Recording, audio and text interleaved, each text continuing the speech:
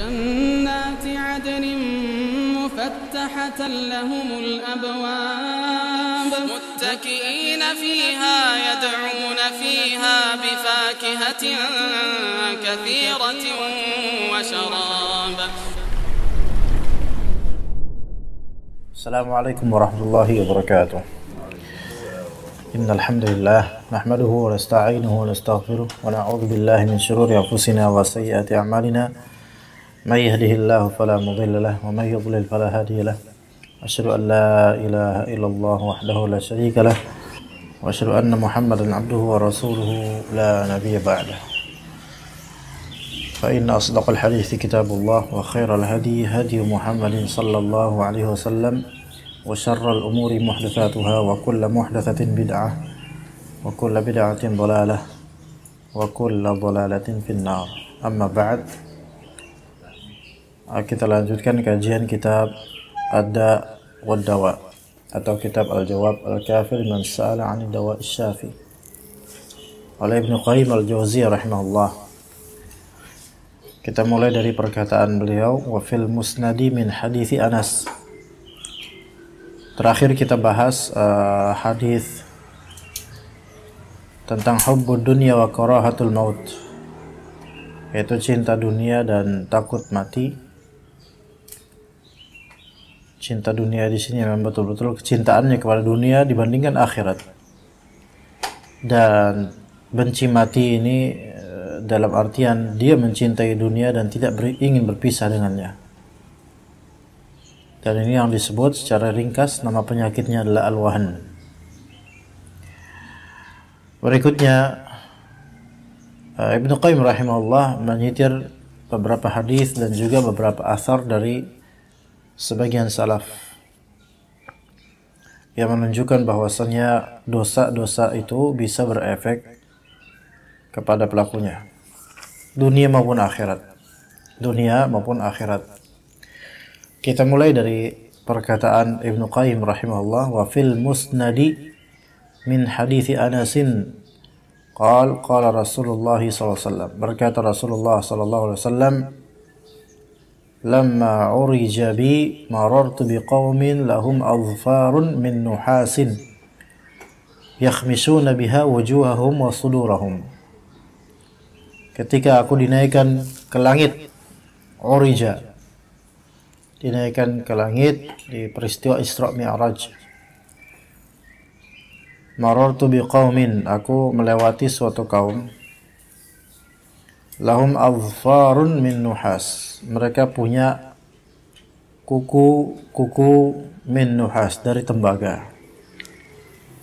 Berarti dia tajam dan kokoh kukunya, bukan seperti kuku ya kalau misalnya adfar ini min jild. Kuku kalau yang sekarang kita ini di dunia ini dari kulit, ini disebut sebenarnya ini kulit juga, cuman lebih padat dan lebih keras. Jadi kuku itu termasuk kulit. Iya, kuku adalah kulit.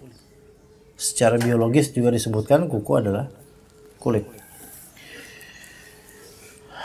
Sebagaimana bibir adalah kulit. Jadi kulit itu memiliki beragam varian dalam tubuh kita ini. Tapi di neraka nanti ada kuku-kuku sebagian dari penghuni neraka, lahum adfarun min nuhas. Adfar min nuhas, yaitu kuku-kuku terbuat dari tembaga. Yakhmisuna biha wujuhahum wa sudurahum. Mereka yakhmisun, mencakari, biha, dhamir kembali ke adfar. Mereka mencakari adfar, mencakar dengan kuku-kuku mereka itu. Apa yang mereka cakar? Yaitu wujuhahum wa sudurahum, wajah dan dada. Na'udzubillah min dzalik.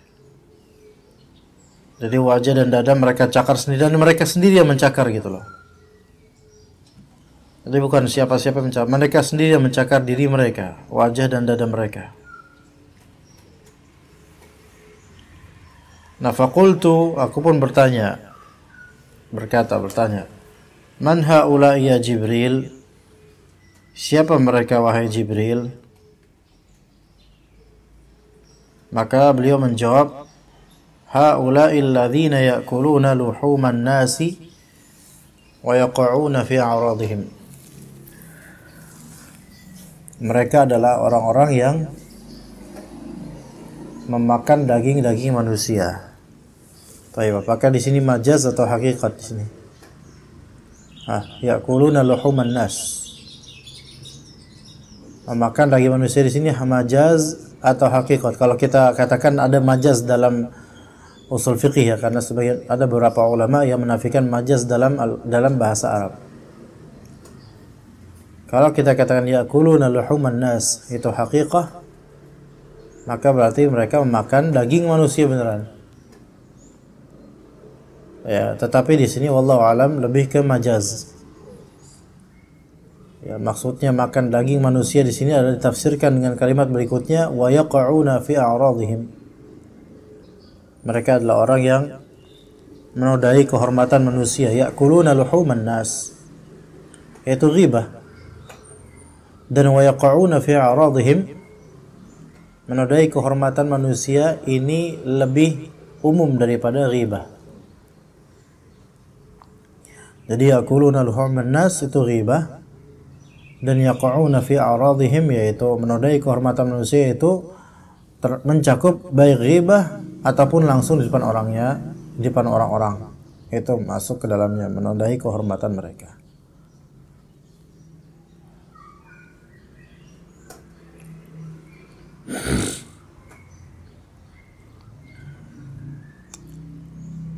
Jadi mereka, orang-orang seperti ini terancam dengan azab berupa memiliki apa? Memiliki jari terbuat dari nuhas, yaitu tembaga, dan mencakar wajah dan dadanya dengannya. Tentu orang-orang ini nggak mau mencakar dirinya sendiri, tetapi Allah Ta'ala jadikan seperti ini kelakuannya. Taib, ada beberapa pembahasan dalam hadis ini tentang atau faedah dari hadis ini. Apakah ancaman ini berlaku juga untuk muslim atau mukmin?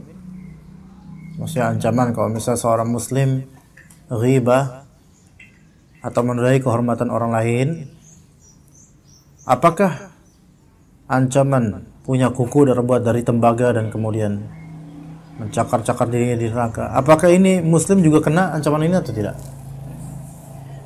Bukankah ada dalil yang menunjukkan bahwasanya anggota sujud atau wudu, anggota sujud ya, anggota sujud ya, terutama wajah, itu tidak akan dilahap api neraka. Bagaimana menjamak hadis tersebut dengan ini, yang mana wajah dan dada, wajah dicakar juga oleh jari tembaganya. Gimana? Apakah masuk? Termasuk. Karena mencakar wajah dengan jari tembaga,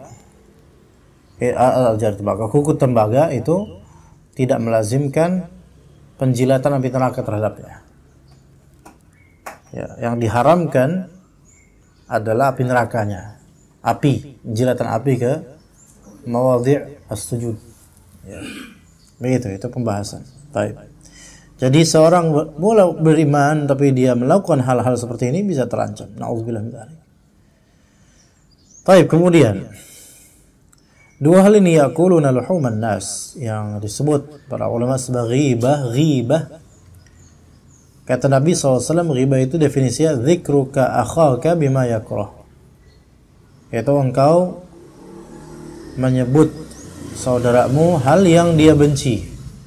Maksudnya hal yang dia benci dirinya dari kekurangan untuk disebut-sebut.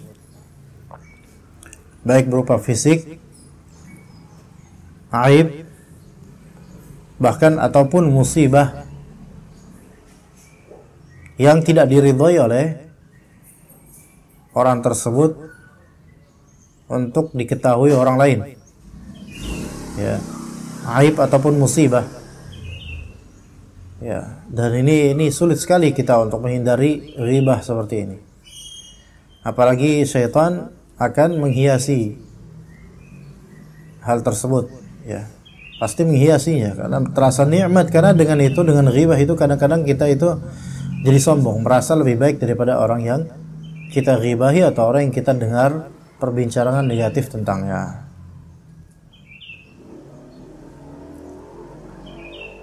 Dan biasanya ghibah ini bisa mudah terbit dari orang yang banyak bicara dan mudah cerita, ya. Sangat mudah terbit dari situ. Oke, bahaya, ya.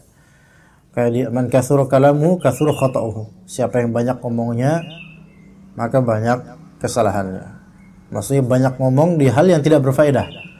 Kalau banyak bicara karena ngajar, ya itu beda, ya. Kalau seperti ini, ya, itu beda. Kalau Anda nggak banyak ngomong, terus antum dengerin apa nanti, ya. Wa yaqa'una fi a'radihim, dan menodai kehormatan orang-orang manusia. Taib, kasus. Bagaimana dengan misalnya suami atau istri yang menasihati pasangannya di media sosial secara publik? Hah? Betul. Buka aib keluarga, buka aib pasangannya. Dan hal seperti ini kerap terjadi sebenarnya. Dan kebanyakan rata-rata dari pihak istri. Kalau dari pihak suami, ini bukan karena kita laki-laki, tapi memang kenyataannya begitu. Pihak suami itu lebih mudah menyimpan rahasia aib keluarganya sendiri dibandingkan perempuan. Ya, karena mungkin perempuan lebih butuh bicara gitu, harus ada pelampiasan, ya. Apalagi kalau misalnya nggak bisa curhat sama suaminya, curhat sama siapa dong? Ya, sama Mama Dede. Curhatnya di Facebook, di status WhatsApp, di Twitter, dan seterusnya. Allah musta'an. Tapi memang penting untuk diketahui bahwasanya perempuan pun ya membutuhkan sandaran untuk curhat, ya. Jadi cukuplah suaminya, dan kalau suami sudah mengayumi, sudah membuka diri untuk siap jadikan ajang dijadikan lahan atau untuk curhat dan semisalnya, maka tidak ada uzur sama sekali untuk kemudian membuka apapun membuka aib di media sosial.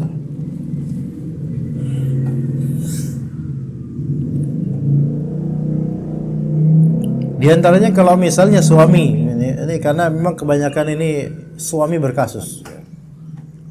Suami punya kasus, entah kasus dengan perempuan lain, entah kasus ekonomi, ya, kasus mungkin nggak kerja misalnya.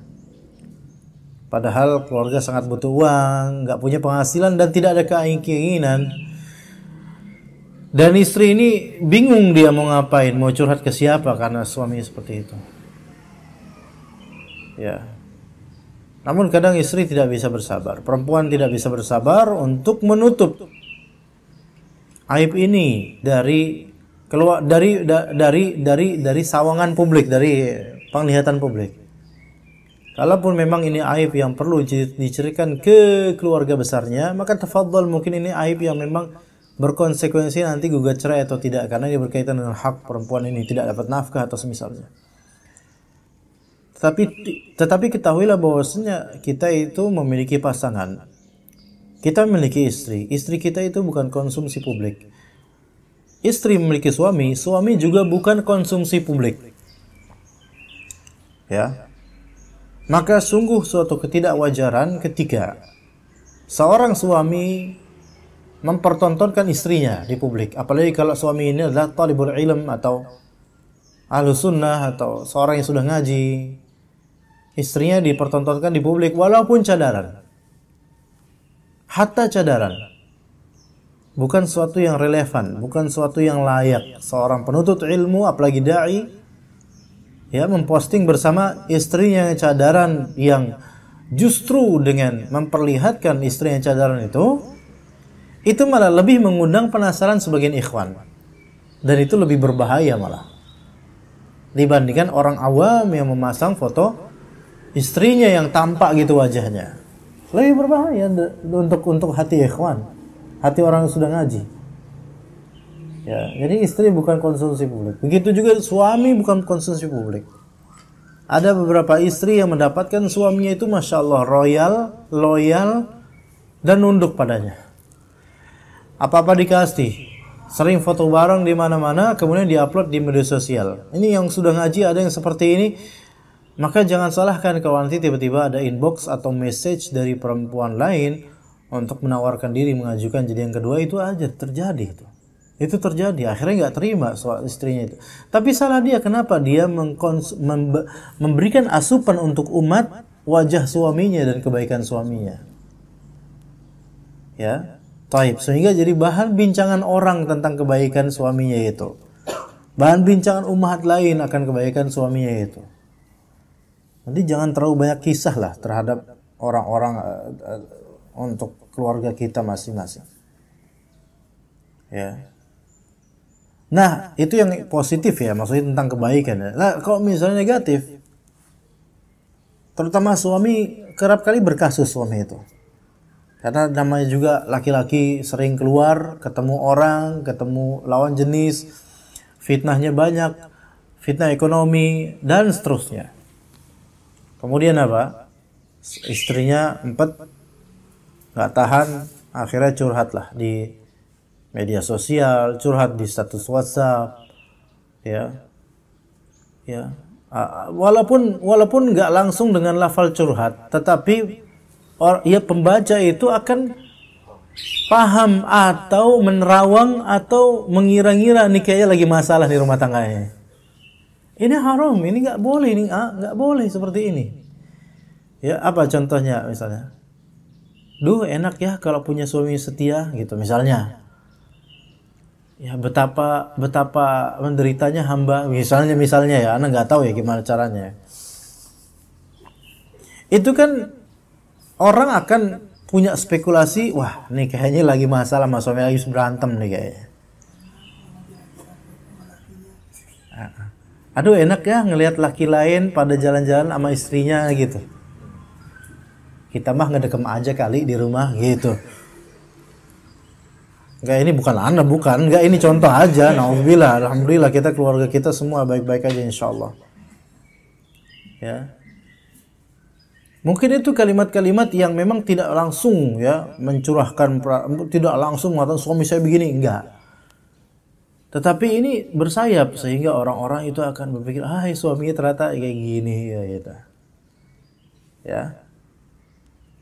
Atau begini, kadang-kadang ada suami yang dan ini akan membuat apa? Membuat perbincangan di publik. Orang-orang akan tanpa disadari itu orang membincangkan istri lain, perempuan lain, temannya mungkin yang membaca status WhatsApp-nya atau membaca Facebook-nya atau apa. Itu akan ngomong ke suaminya nanti.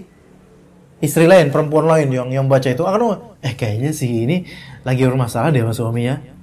Suami juga kepo, emang ada apaan sih, ada apaan? Nah, gitu. Nggak sadar itu kalau akan dibincangkan oleh teman-temannya. Ya, contoh lain misalnya, menasihati suami dengan cara tulis status Facebook atau posting meme atau foto poster dakwah yang mana nasihat tersebut ngena dengan suaminya, dengan kasus suaminya. Misal, suaminya itu malas nyari nafkah. Memang benar malas nyari nafkah, dan itu nggak diketahui oleh semua ikhwan pengajian, nggak diketahui oleh semua akhwat pengajian. Itu udah menjadi rahasia privat rumah tangga misalnya. Ya, kemudian istrinya ngetek. Abi dengerin ya Abi nih, kata Ustadz ini kayak gini, gitu misalnya.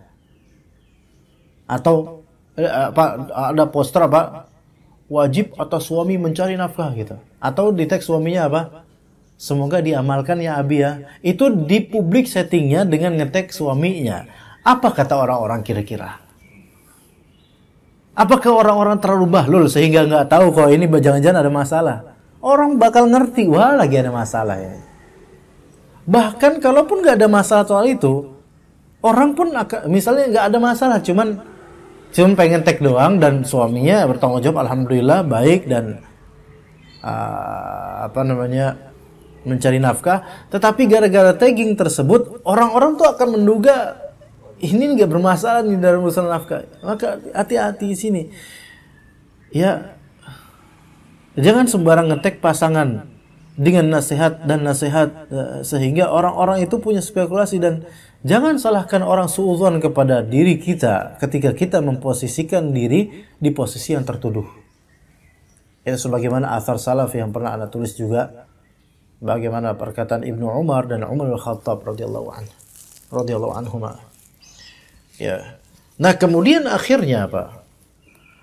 Terjadilah suami ini, pasangan ini, baik suami atau istri yang menasihati pasangannya di media sosial, itu ternyata sedang apa? Sedang menodai kehormatan pasangannya. Masuk ke sini. Wahai istri, terutama istri, karena ini terjadi. Kadang di kalangan pengajian ini terjadi. Menasihati suaminya. Anda melihat juga kadang-kadang ini kok akhwat. Anda tahu ini suami istri, ini akhwat. Dan berkali-kali itu. Akhirnya kan kita menyangka, menduga-duga ini lagi berkasus, kayak lagi bertengkar mereka. Ya. Apalagi kemudian ditonton ummahat lain, oh ini ummahat ini sedang nasihatin suaminya, wah pasti suaminya begini-begini. Akhirnya suaminya yang tadinya aibnya itu hanya diketahui oleh istrinya, akhirnya sekarang diketahui oleh publik yang enggak terbatas berapa banyak orang. Maka hati-hati, ini masuk ke dalam wa yaqa'una fi a'radihim, yaitu menodai kehormatan manusia. Bahkan ini lebih buruk lagi karena menodai kehormatan pasangan sendiri. Kita aja kalau kita lihat aib pasangan kita, kemudian kita cerita sama orang tua kita aja, itu udah tidak baik gitu. Ya, misalnya Pak Ade kan udah punya cucu, Pak. Hah? Belum. Lah putra-putrinya udah nikah? Alhamdulillah, insyaallah Allah Ta'ala mudahkan, Allah Ta'ala berikan karunia-Nya insyaallah Ta'ala. Ya misalnya Pak Ade kalau misalkan punya mantu dan punya kekurangan mantu itu, terus anak Pak Ade kemudian cerita sama Pak Ade kan, dan cerita yang sebenarnya udahlah nggak usah, disimpan aja sendiri itu buat keluarga ya. Nggak untuk ini, yang namanya orang tua sendiri loh, yang orang yang mengasuh kita sejak kecil gitu loh. Nggak usah kita cerita tentang aib kekurangan pasangan kita lah, apalagi kalau kita ceritanya ke publik yang nggak ada urusan sama sekali. Dan orang-orang kadang-kadang menunggu hal-hal seperti ini. Kita kalau menceritakan tentang kesuksesan, orang-orang itu kadang nggak puas. Tapi kalau kita menceritakan aib diri kita atau keluarga kita, orang-orang malah mengkonsumsinya. Na'udzubillah min dzalik. Maka hati-hati dengan perbuatan menodai kehormatan tanpa disadari, ya. Wa fi Jami' At-Tirmidzi, dalam Sunan At-Tirmidzi, min hadits Abi Hurairah, dari hadis Abu Hurairah. Berkata Abu Hurairah, qala Rasulullah SAW. Rasulullah SAW bersabda, yakhruju fi akhiriz zamani qaumun yakhtiluna ad-dunya bid-din.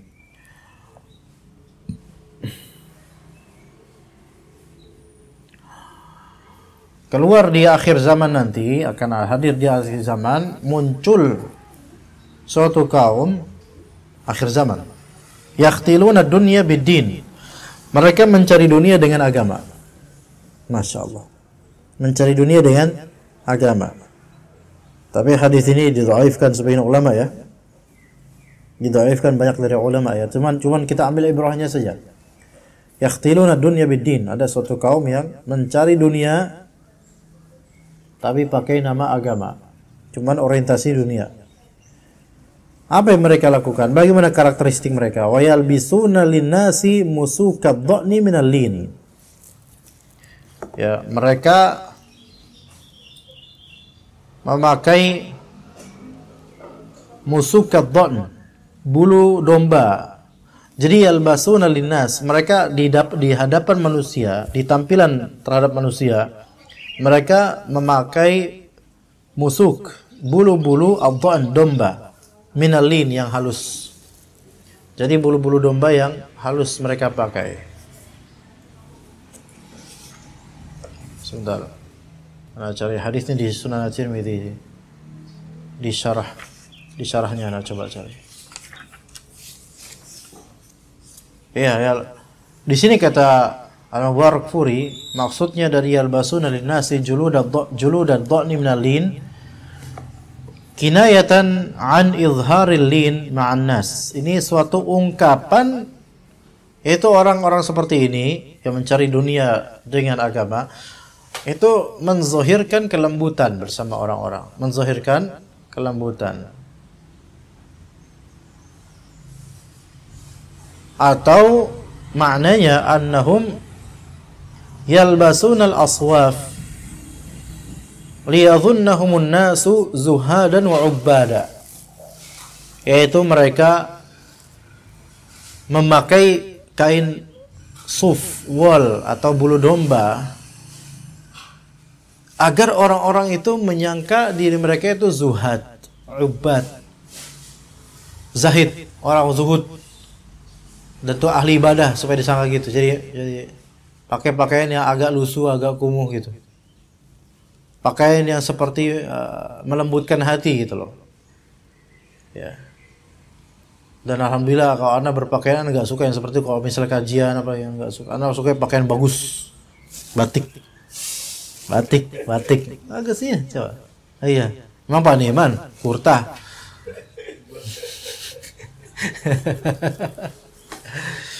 Ya. Tapi tujuannya berpakaian kumuh lusuh tersebut supaya dianggap zahid, abid, dianggap zuhud, dianggap apa? Hamba yang ahli ibadah. Dianggap sebagai tarikina dunia, dianggap sebagai orang yang meninggalkan dunia gitu loh. Raghibina fil uqbah, dianggap sebagai, supaya dianggap sebagai orang yang betul-betul nyari akhirat aja gitu. Ya. Bukan sederhana, bukan. Sederhana itu beda dengan lusuh, Pak ya. Sederhana itu ya apa adanya, tapi masih tampak rapih lah gitu loh. Iya. Contohnya ikin misalnya itu. Sederhana pakaiannya, ya itu aja. Tapi normal, gitu. Nggak menampakkan zahid, zuhud, enggak. Beliau, iya, dari wajahnya udah ketahuan zuhud insyaallah. Tapi ini orang ini disebut minal lin, yaitu min ajli izhari talayyun wa talattuf wa tamaskun wa taqashshuf an ma'an nas, untuk menzahirkan apa? Kelembutan dirinya, kemiskinan dirinya di depan manusia. Jadi orang-orang seperti ini, lihat di sini kalau ini hadis ini dhaif tapi ya. Cuma secara kenyataan waqi' gitu loh. Jadi apa yalbasuna linnasi juludad dha'n, yaitu yalbasun, mereka memakai juludad dha'n, yaitu pakaian wol dan misalnya pakaian berbulu gitu loh. Dan linnas, lafal linnas ini menunjukkan apa? Dia tuh memakai itu tuh bukan untuk apa, tapi untuk mengizharkan kepada orang-orang gitu loh. Iya. Gitu. Cuman menampakkan aja ke orang-orang bahwa saya diri gini loh, supaya dianggap apa, zuhud, abid, supaya dianggap tarikin di dunia, supaya dianggap raghibin al-akhirah. Gitu. Ya. Dan orang-orang seperti zaman ini pun ada, walaupun kita nggak bisa menelaah isi hatinya, tapi kita bisa melihat dari lagaknya, gitu loh. Dan menzahirkan talayyun, talattuf dan tamaskun gitu, miskin gitu. Tapi wa aradu bihi fi haqiqatil amri at-tamalluq wa at-tawaddu' fi wujuhin nas liyasiru muridina lahum wa mu'taqidina li ahwalihim. Tapi sebenarnya inti tujuannya itu untuk cari perhatian orang-orang. Dan sebenarnya kalau bahasa kita ya ujung-ujungnya duit. Minimal kalaupun gak dapat duit, yang penting dapat simpati orang-orang. Na'udzubillah min dzalik. Makanya misalnya dai atau seorang talibul ilm itu harus mencocokkan diri dengan lingkungan. Jangan pakai libas syuhrah. Pakailah libas yang memang lingkungan itu merasa relevan antum pakai itu gitu. Kayak misal dai, anak ustad, dai. Nggak masalah di lingkungan anak pakai baju batik, anak pakai baju yang menunjukkan anak dai. Fadl. Asal tidak khuyala, tidak israf, tidak sombong dan seterusnya. Karena relevan gitu, relevan. Cocok, emang cocok gitu loh. Kalau misalnya nih anak pakai baju batik, ya kan orang pakai baju batik biasanya kalau urusan resmi ya. Anak pakai baju batik, jalan gitu, pakai songkok, dan kemudian orang melihat anak, masya Allah nih, ustadz nih, like emang benar ustadz gitu loh. Maka maklum gitu loh, ya. Nah, dan tidak dari itu jangan sampai mencari dunia dengan itu gitu loh. Maka orang-orang yang memang dia memiliki kemewahan dan memang relevan dengan itu, atau dia memiliki pesona dari pakaiannya dan memang relevan dengan itu, nggak masalah. Yang dipermasalahkan di sini justru apa? Orang-orang yang menampakkan miskinnya diri padahal dia tidak semiskin itu, tapi untuk mencari perhatian manusia belaka untuk mendapatkan bagian dari dunia. Maka ini yang terlarang. Ini yang disebut di sini yahtiluna ad-dunya bid-din. Menzahirkan agama tapi yang dicari itu dunia gitu loh. Al-sinatum ahla minas sukkar. Lidah-lidah mereka itu lebih manis daripada gula. Gimana? Lidah lebih manis daripada gula. Hah? Bukan berarti antum mencoba lidahnya, naudzubillah, ngapain? Maksudnya omongannya manis banget gitu loh. Wa qulubuhum qulubudz dhi'ab. Tapi hati mereka itu hati serigala, Allah musta'an.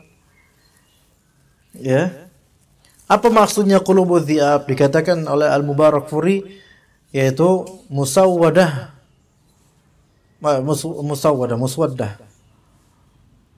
Syadidah fi hubbid dunya wal jah. Kalbu mereka lisan manis kayak gula, lebih manis daripada gula. Tapi kalbunya hitam, sangat pekat. Karena apa? Karena cinta dunia dan jah. Jah itu bisa pangkat formal, bisa juga popularitas. Jah itu kejabatan.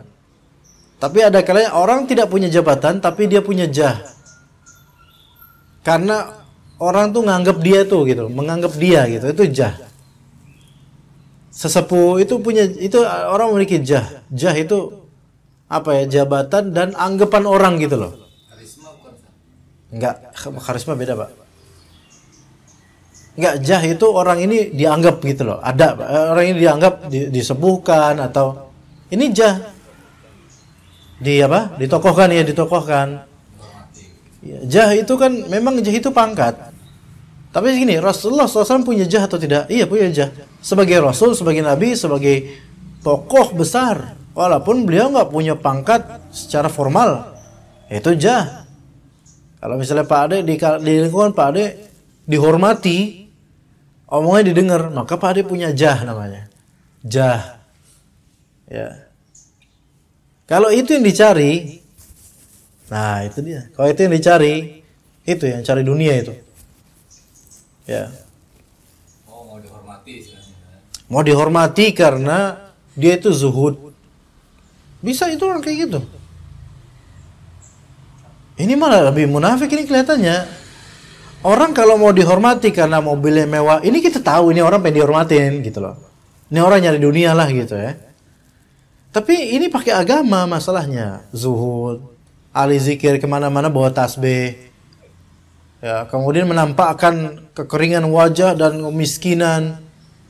Seolah tuh nyari akhirat aja. Enggak, padahal dia tuh pengen supaya orang-orang itu ngedengar omongannya. Supaya orang-orang itu melihat dia, memandang dia.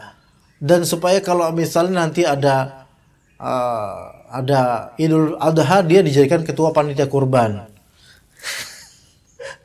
misalnya. Ya. So, dianggap zuhud gitu.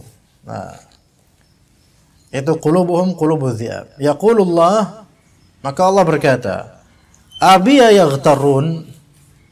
Abiya yaghtarun. Apa artinya? Apakah mereka akan menipuku? Wa alayya yajtari'un. Apa mereka berani mengecohku? Fabiya halaftu. Aku bersumpah dengan diriku sendiri, yaitu dengan diri Allah Azza wa Jalla. La ab'athanna ala ulaika fitnatan tada'ul halima fiha hayrana. Aku bersumpah dengan diriku bahwa aku benar-benar akan mendatangkan bersama mereka suatu fitnah yang membuat orang yang memiliki hilm, memiliki kesabaran, sifat sabar dan lemah lembut itu akan bingung ngelihat orang kayak gini. Jadi orang-orang seperti ini, yang pura-pura seperti ini, Allah Ta'ala pasti akan mendatangkan fitnah gara-gara orang ini. Yang fitnah itu akan kembali lagi ke keburukan ke orang ini. Yang ada di lingkungan itu orang-orang yang halim, sabar, itu ngelihat orang yang berilmu, ngelihat sampai mereka geleng-geleng gitu loh. Kok bisa terjadi fitnahnya pada orang seperti ini? Ya, fitnah ini bisa berupa apa? Dia nanti berfatwa dengan fatwa yang ngawur, bisa. Atau dia tertimpa fitnah berupa korupsi dana. Ya, bisa. Ahli zuhud, ya, datang ke masjid. Ya. Anda pernah di daerah Cilangkap itu? Di rumah yang dulu, di tempat yang dulu, Cilangkap. Kita kan biasa, maksudnya kita anak jemaah biasa sholat di masjid biasa. Pada suatu maghrib, tiba-tiba ada seorang yang, Masya Allah ya, antum melihat orang yang ya pakaian seperti itu biasa banget gitu, sederhana dan pengen apa ya, mengizharkan dia itu ahli ibadah. Ketika di antara azan dan iqamah dia bersuara gitu doanya gitu loh.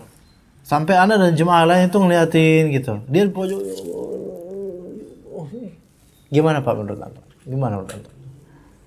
Ya. Ya. Berlebihan bagaimana? Penampakannya berlebihan atau orang itu? Beda daripada umumnya orang. Kalau umumnya orang ngedoa-doain, tapi dia iya merintih dan dengan ruangan seperti itu, dia pasti harusnya tahu bahwasanya suaranya akan didengar oleh para jemaah. Ya, ada yang lagi sholat, ada yang lagi zikir, dilihatin. Ya kan?